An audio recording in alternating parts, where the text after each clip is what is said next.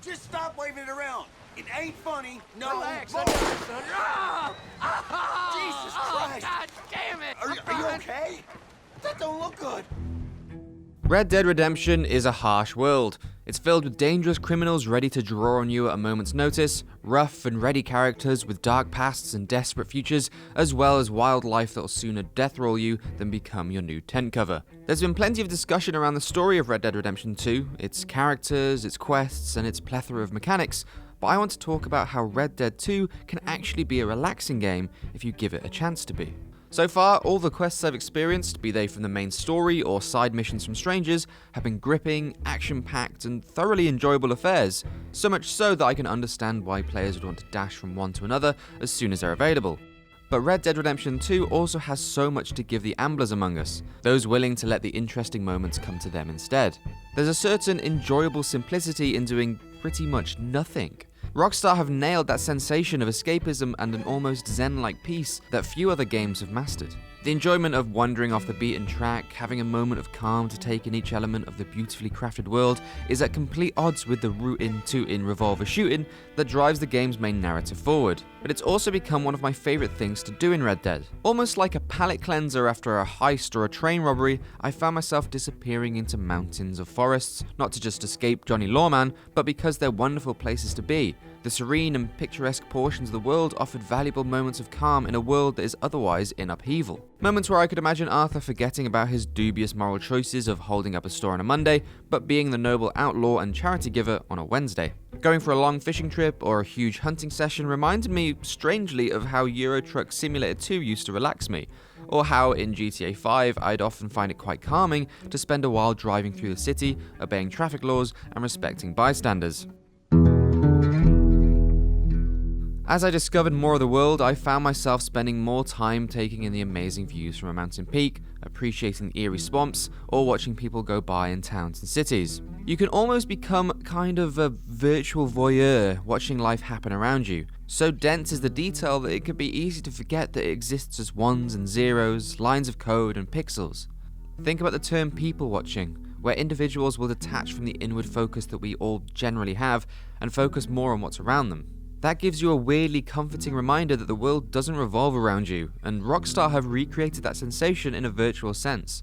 Whether or not Arthur or the player is there to see it, this small part of America is living and breathing and developing without his direct influence. This method of experience in the world of Red Dead Redemption 2 has also resulted in some of the more fascinating moments. Sure, we can all chat about when Arthur gets absolutely shit-faced on whiskey with Lenny and all had a great time, but taking the path less trodden has gifted me some rarer moments. After taking a walk down a river, I found a gold prospector, and sure, it might have been a little creepy watching him through binoculars, but it genuinely made me smile when I saw him discover a nugget of gold and gallop away, and then try to resist the temptation to gun him down and take the nugget for myself. Taking the time to appreciate the world really allowed the environmental storytelling to shine through. Wonderful little scenes to appreciate at your own pace, or actions happening organically without Arthur's influence.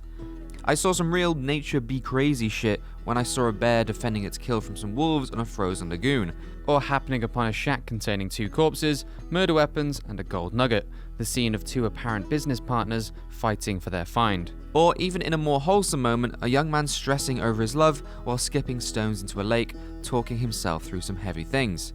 He'll be begging me to court you. It's those sort of finds that I can tell other players about, things that have made friends or colleagues want to go for a little nomadic trip of their own.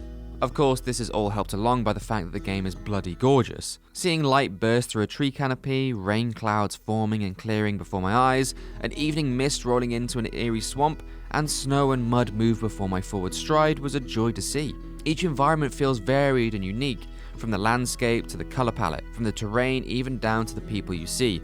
I felt a pull to see it all, and that urge I had was being rewarded with interesting moments that really stuck with me. I wanted to see what was over that next rise, what was on top of each hill, what was hidden in alleyways I wandered past. And cinematic mode even took what could have been a chore of a long ride to a slideshow of landscapes that was different with each journey. It disconnects you from your first person or third person point of view and seamlessly presents the wider world around you, taking you out of that autopilot canter forward. Instead of taking a stagecoach or a train, I would let the ride play out, either enjoying a podcast or a conversation during the journey, or just letting the wonderful music score develop with the trip. All that being said though, it's not without its hiccups, so make sure you use cinematic camera responsibly.